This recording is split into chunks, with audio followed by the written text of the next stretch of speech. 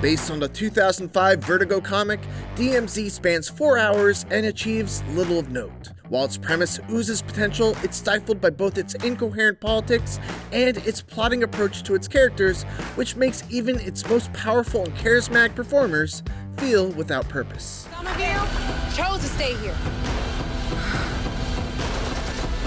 Some of you had been left behind.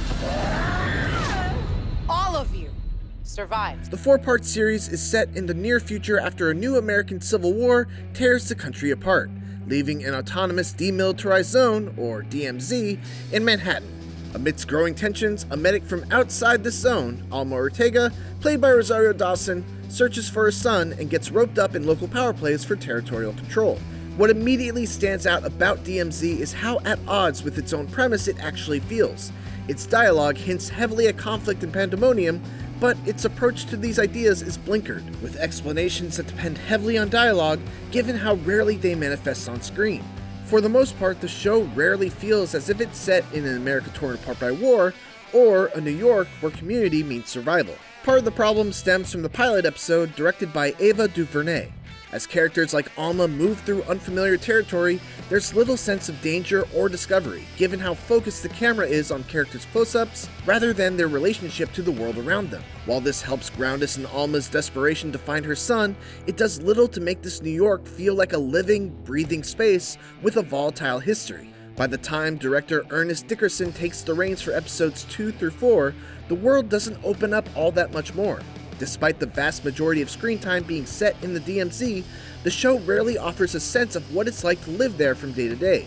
In contrast to the comic setting, there's a plainness to the show's New York, where street corners are set dressed with the bare minimum. Granted, it attempts to update its political setting by discarding much of the comic's post-9/11 imagery, but it rarely swaps it out for anything meaningful. The show is contained to Alma's search for her son, even though that search ends up pulling her in various directions that happen to intersect with local politics. Most of her interactions take the form of lengthy conversations steeped in callbacks to events we haven't seen. They're rife with "remember when" style reminiscing, meant to convince us that, like this version of New York, these characters have a vivid past. And while Dawson's performance is suitably frayed, the dialogue rarely succeeds at carrying the entire weight of the premise or its history. So much of DMZ is told rather than felt or shown. The more it goes on, the more it feels scattered. Its subplots are eventually brought into the fold of the main story, but for the most part, they feel like directionless tangents. It all bears so little resemblance to the comic that it's hard not to wonder if it should have been an original show. More importantly, it fails to deliver on its own promise of a series focused on a mother's journey to save her son. It's a simple story concept, pre-charged and ready-made for moving drama, but it drags out every beat and every confrontation, presenting it in the most logic-first, plot-serving manner that saps it of nearly all emotion. In the end, neither the larger world nor characters' internal emotional worlds are engaging enough to matter. They call this a demilitarized zone. This ain't no neutral territory. HBO Max's DMZ sands down all the edges of the grimy, visceral original comic series.